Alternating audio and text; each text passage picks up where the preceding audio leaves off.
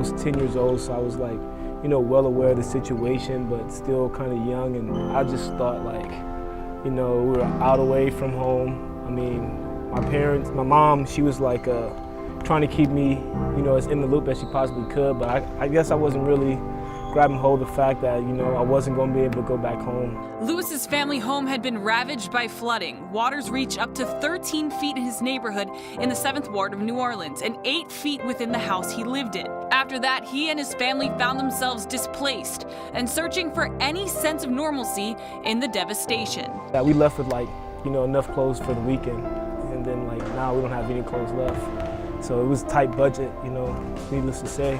Switched schools a lot afterwards, after Katrina, just trying to get situated from schools having space to have us in there, or just like being too far away from like where we had relocated to.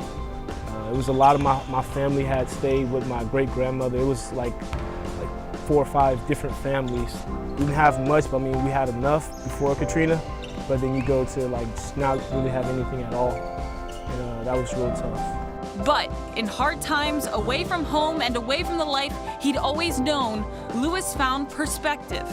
I think that's something that I think Katrina, more than anything, just like made me into the person that I am. You know, made me a stronger person, made me just grasp a hold of perspective and things like that. So many people died, you know, couldn't, you know, get the opportunities I had.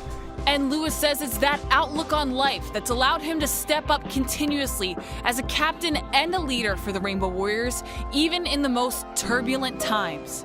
I had to mature at an early age, and I think that definitely shaped me, you know, throughout my life. You know, my coaches, when they first came in, I was a sophomore, and they said they immediately saw me, you know, in a leadership type role because of the way I would get on guys, you know, just try to, you know, boost them morale and things like that during conditioning or when times were hard or stuff like that. Because someone has to do it, I say, why not step up and be that leader?